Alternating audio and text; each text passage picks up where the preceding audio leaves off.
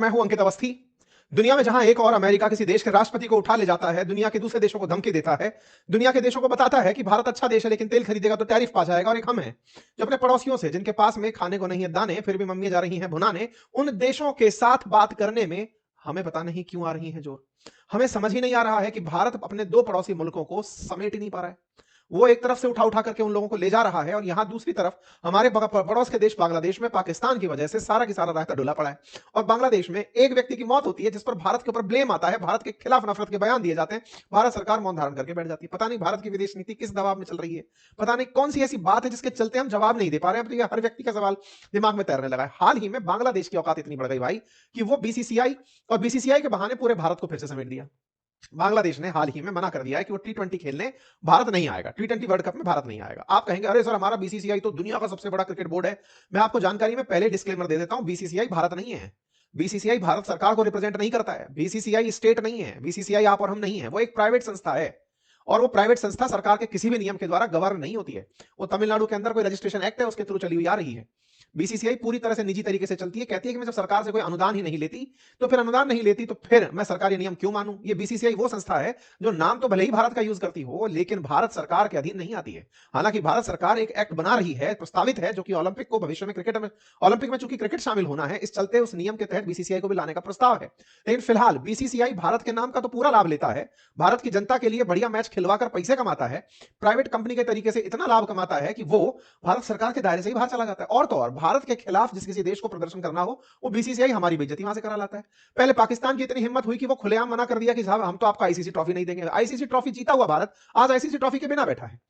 क्यों? क्योंकि भारतीय लोग तो इस सेंटीमेंट से चल रहे हैं कि साहब पहलगाम आतंकी हमला तुम लोग कराए, तुम हमारे देश के अंदर इस तरह से भारत के अंदर आतंक फैला रहे हो, हम तो राष्ट्र राष्ट्र खेल रहे हैं, और ये लोग क्रिकेट के नाम पर कहते हैं हम तो सरकार नहीं है। अबे सरकार नहीं है तो साफ बोलो कि हमारा अपना निजी के खेल है, जिसको देखना है देखो, नहीं देखो मत देखो। सरकारें खुद अपने तरीके से काम करें, क्रिकेटर्स को जनता का प्रेशर वो फील करना पड़े कि साहब जैसे ये देश को रिप्रेजेंट कर रहे हो, उन्हें बिल्कुल वही सारा सम्मान दिया जा रहा है कि नहीं ये तो देश के खिलाड़ी बिल्कुल वैसे ही जैसे सेना लड़ रही है। अरे सब निजी स्वार्थ के लिए लड़ रहे हैं, फिर तो ये बात हुई।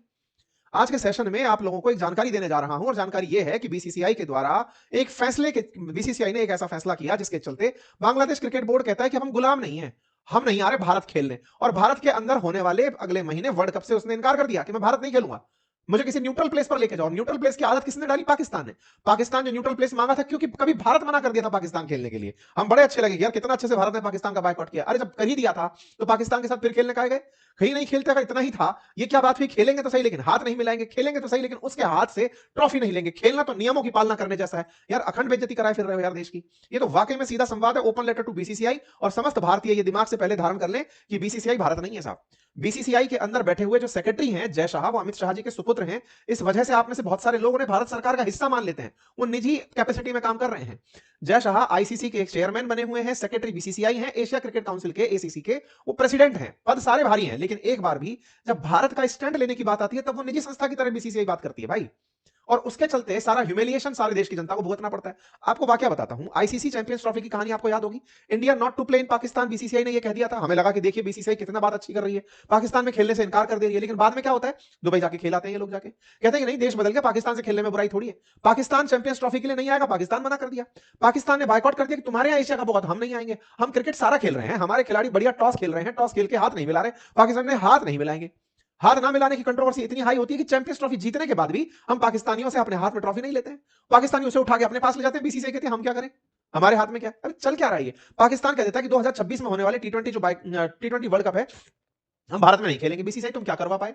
मतलब तुम भारत के अंदर सेंटिमेंट्स का लाभ लेकर के जनता को तो तुम क्रिकेट खिलाने के लिए, दिखाने के लिए ले आते हो, क्योंकि तुम्हें दर्शक चाहिए, दर्शकों के नाम पर तुम्हें पैसा चाहिए, तुमको विज्ञापन जब आ रहे हैं तो उन विज्ञापनों से तुम्हें बढ़िया मालामाल कंपनी बनना है, क्योंकि जनता के जो इमोशन है राष्ट्र से जुड़े हुए, तुम उन्हें तो पूरी तरह सिंचित कर लो, लाभ कमा लो। लेकिन जब बात देश के बारे में आए कुछ करने की, तब तुम कन्नी काट लोगे। नहीं साहब हम तो साइड में हैं, हमको तो सब खेलना पड़ेगा क्योंकि नियमों में बंधे हुए हैं। अरे नियमों में बंधे हुए हो तो यार इंसल्ट क्यों करवाते हो मेरे भाई? यहां पर देखो कि टी20 वर्ल्ड कप में पाकिस्तान मना कर दिया हमसे खेलने पर। चलो पाकिस्तान की कहानी, भारत पाकिस्तान के बीच में सीधा झगड़ा है। बांग्लादेश के साथ कौन सा आपने बहस खोल दी उसकी है? बांग्लादेश की तरफ से बयान आ जाता है, वो मना कर दे रहा है कि साहब मैं टी20 वर्ल्ड कप नहीं खेलूंगा भारत में। बोले क्यों? हमारे खिलाड़ी सेफ नहीं है। खिलाड़ी सेफ नहीं है, ये बात कहां से निकल आती है? और इतना ही नहीं, आईसीसी तो तैयार भी हो गया नई डेट देकर के, हाँ ठीक है तुम नहीं खेलोगे, कोई बात नहीं, दूसरी जगह लगा देंगे। तो भाई साहब, जय शाह साहब, आप हमारे देश को रिप्रेजेंट कर रहे हैं, आईसीसी के चेयरमैन हैं, कुछ ऐसा स्टैंड लेते, कुछ तो नियम कानून ऐसे लगाते। कहां खेल हो गया ये? मतलब कहां निजी स्वार्थ बीसीसीआई के देश से ऊपर चले गए? ये सवाल जनता जानना चाहती है, और जनता को जानना चाहिए कि अल्टीमेटली ये खेल हो क्या रहा है। और खिलाड़ी के नाम पर जो बम फूटा वो शाहरुख खान पर फूटा। शाहरुख खान की कहानी क्या, मैं वो भी बता देता हूं। शाहरुख खान आजकल हो गए व्यापारी, बढ़िया इन्होंने एक टीम बना रखी है। जनता के इमोशन इनको समझ में आ चुके हैं कि हाँ, सबको आईपीएल देखना है, आईपीएल के अंदर विज्ञापन आएंगे, हम सब लोग पैसा कमाएंगे। इन्होंने एक कंपनी बना ली। देश में आईपीएल का 19वां सीजन होने जा रहा है 2026 में, जब टी20 वर्ल्ड कप हो जाएगा उसके बाद बढ़िया आईपीएल चलेगा। आईपीएल चलेगा, उस समय पर देश के अंदर 10 टीम आईपीएल खेलेंगी, और टीम जब आईपीएल खेलती है तो उसमें दुनिया भर के प्लेयर्स को लाया जाता है, खरीदा जाता है, ताकि हर चीज की एक सुर्खी बने और सुर्खी के साथ आप न्यूज में आ जाओ कि हाँ आप कुछ कर रहे हो। कुल मिलाकर के साहब, अब कहानी निकल कर इनसे आई थी। क्या कहानी थी, मैं वो आपको सारी की सारी कहानी अभी डिटेलिंग में बता देता हूं। फिलहाल के लिए इनका किया हुआ जो काम है ना, वो हम सबके लिए अत्यधिक भारी पड़ रहा है। मैं तो ये कह रहा हूं कि माधुरो जब चिल्ला चिल्ला कर कहता था ट्रंप को कि मैं बैठा हूं, मुझे कुछ करके दिखाओ, भारत को इनके दुस्साहस का कुछ तो ट्रीटमेंट देना चाहिए ना यार, कुछ भी करते चले जा रहे हैं। आफ्टर ऑल, कब तक हम समस्त भारत के लोग भारत सरकार से, भारत के विदेश नीति निर्माताओं से कहेंगे कि साहब या तो इस पार या उस पार कुछ तो ऐसा करिए ना, ताकि इन जैसों को तो चुप कराएं। मतलब अल्टीमेटली अब हम 140 करोड़ की आबादी लेकर के भी शर्मिंदा ही हो रहे हैं। हम इस बात से दुखी हो रहे हैं कि इन लोगों के पास, जिनके पास कुछ नहीं है, हमारे मुकाबले कहीं नहीं खड़े हैं, उन सब देशों की इतनी हिम्मत कि अब हमारे देश का जो आत्मसम्मान इतना बढ़ा चढ़ाकर आप लोग लेके गए कि साहब देश एक सुपर पावर बन रहा है, देश एक इतनी बड़ी अर्थव्यवस्था बन रहा है। सवाल सीधा है कि इन लोगों का इलाज करिए, अदरवाइज ये सब लोग मोरल डाउन कर रहे हैं भाई, कुछ करिए। मतलब अल्टीमेटली बड़ा सवाल अब भारत सरकार से भी है कि भाई कुछ करिए इन लोगों का। हद ये है कि ये बोल रहे हैं, और अभी आपके कमेंट पढ़ाऊंगा आप लोगों को, मतलब इनके जो नेशनल एडवाइजर जिनसे अभी मिलकर के हमारे विदेश मंत्री जी चल के आए, वो बयान दे रहे हैं कि अब स्लेवरी के दिन चले गए। गजब आजादी पा गई है भारत से, इनका आजादी खत्म नहीं हो रहा है अभी। टी20 भारत खेलने नहीं आएगा ऐसा इन्होंने कह दिया। कहानी क्या है मैं आपको वो थोड़ा सा बता देता हूं, कंटेक्स्ट थोड़ा सा समझा देता हूं। रिसेंटली क्या हुआ, ऑक्शन चल रहे थे खिलाड़ियों के, विदेशी खिलाड़ियों को खरीदने की परिपाटी चलती है हमारे देश के अंदर कि आईपीएल है, आईपीएल के अंदर किसी दूसरे देश के व्यक्ति को खिलाएंगे, थोड़ा इंटरनेशनल प्रकार की लीग लगेगी, दूसरे देशों के अंदर भी ऑडियंस जो है वो इंटरेस्ट लेगी कि हमारा खिलाड़ी फलाने लीग के अंदर खेल रहा है। हमारे देश के अंदर 10 बढ़िया मतलब ब्रांड्स हैं, कंपनियां हैं जो आईपीएल खिलाती हैं। जब ये आता है हम सब कुछ छोड़ छाड़ के ये समझने बैठते हैं कि क्रिकेट ही देश का धर्म है, देखने 10 की 10 कंपनियां निकल पड़ती हैं, सब ये बढ़िया क्रिकेट खिलवाती हैं, और इन्हीं में से इनकी ऑक्शनिंग होती है। और इनकी ऑक्शनिंग के अंदर 2026 के अंदर जो टाटा आईपीएल हो रहा है, उसके लिए खिलाड़ियों के नाम के आगे बोली लगाई जा रही थी, ये खिलाड़ी हमारा इतने का हमने लिया, ये खिलाड़ी इतने का हमने लिया। तो ये 2026 का जो आईपीएल है, जिसे टाटा आईपीएल कहा जा रहा है, इस टाटा आईपीएल के अंदर 10 टीम्स को खिलवाने की जो परिपाटी है, 10 ब्रांड्स जो खिलवा रहे होते हैं, ये अपना 19वां एडिशन खिलवाएंगे। और इसमें कोलकाता नाइट राइडर ने, जिसको शाहरुख खान ओन करते हैं, जूही चावला उनके हस्बैंड ओन करते हैं, जिसके कैप्टन अजिंक्य रहाणे हैं, कोच अभिषेक नायर हैं, इन्होंने अपनी तरफ से बोली लगाई कोलकाता नाइट राइडर्स की तरफ से एक बांग्लादेशी खिलाड़ी की। बॉलर्स के अंदर अगर आप सीरीज में देखें तो मुस्तफिर रहमान करके एक बांग्लादेशी खिलाड़ी है, इसको आईपीएल में खिलवाने के लिए ऑक्शन में इन्होंने ले लिया। साहब ठीक है साहब, इस व्यक्ति को उन्होंने 9 करोड़ 20 लाख के अंदर ले लिया। जैसे ही बांग्लादेशी खिलाड़ी को लिया गया, तो पहली बात तो ये कि बीसीसीआई, जब तुम्हें पता था कि ऑक्शन के अंदर बांग्लादेशी आ रहे हैं, तुम पहले ही रोक देती। इतना ज्यादा माहौल, मतलब ये तो घनघोर लापरवाही है ना। सबसे पहला तो मुसीबत ये कि तुम पाकिस्तानियों को और बांग्लादेशियों को आने ही नहीं देते ऑक्शन के अंदर, तो तुम्हारी तरफ से देश के प्रति जो निष्ठा है वो क्लियर हो जाती, पर तुम्हें भी फुटेज चाहिए था। बांग्लादेशी खिलाड़ी वहां पर आता है, उसका ऑक्शन होता है, उसके ऑक्शन के अंदर सब लोग बोली लगाएंगे ना। ऑक्शन का मतलब क्या होता है, जितनी भी टीम है सबने कोई ना कोई तो रेट बिड में की होगी कि सब मैं इतने में खरीद सकता हूं, मैं इतने में खरीद सकता हूं।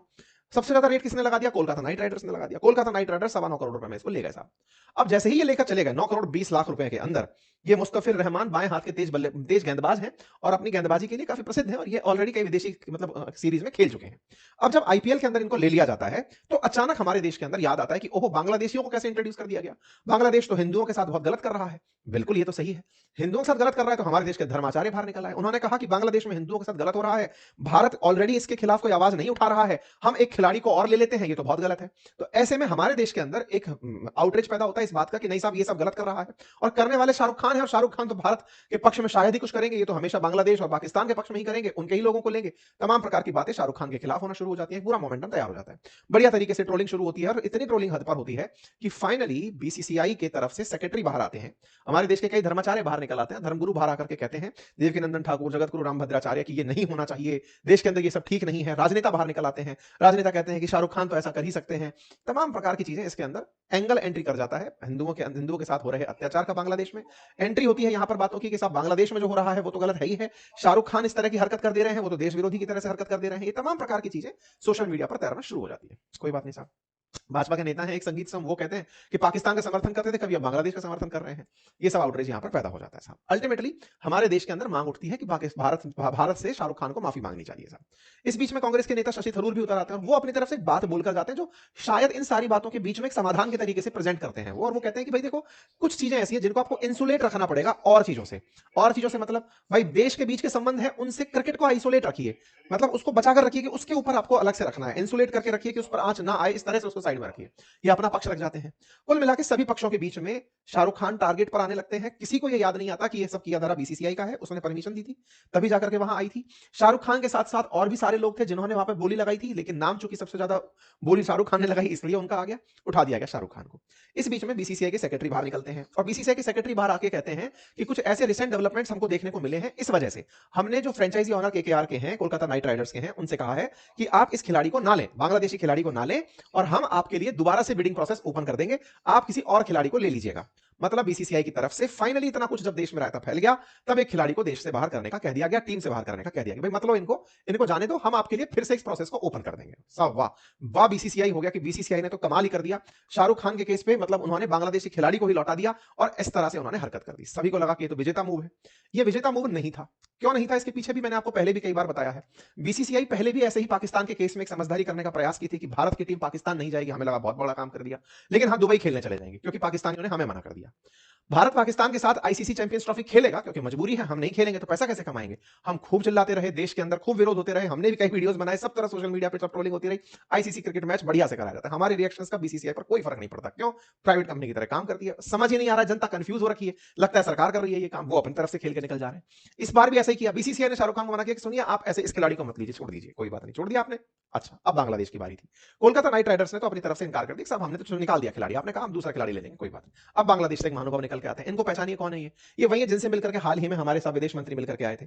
प्रोफेसर आसिफ नजरुल नाम है इनका, लॉ एडवाइजर हैं ये बाहर निकल के आते हैं। इन्हीं के पास में, आसिफ नजरुल के पास में ही इनका स्पोर्ट्स मंत्रालय भी है।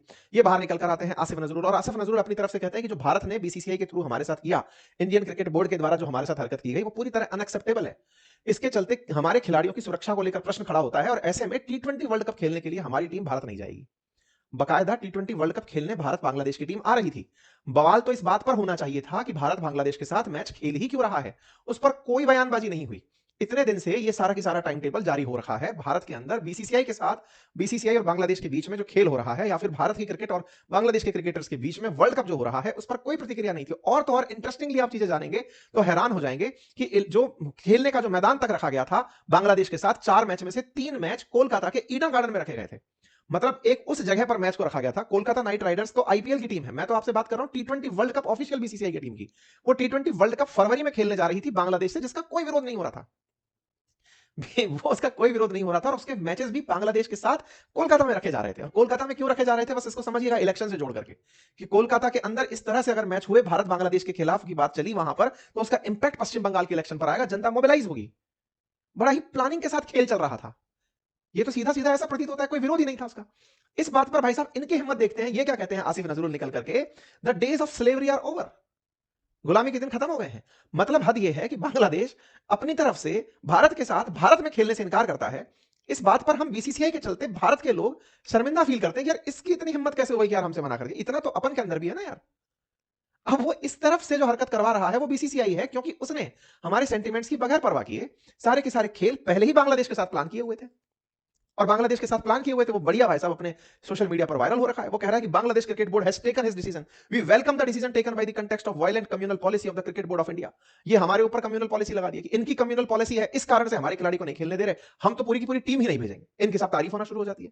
ये अपनी तरफ से बोलते हैं कि अब तो मैं इंफॉर्मेशन ब्रॉडकास्टिंग मिनिस्ट्री से भी कहूंगा कि जो आईपीएल के मैचेस है ना, उनका भी प्रसारण बांग्लादेश में मत होने दो। Bangladesh should also be stopped, IPL matches in Bangladesh should also be stopped. बोले दिखाओ ही मत भारत के अंदर।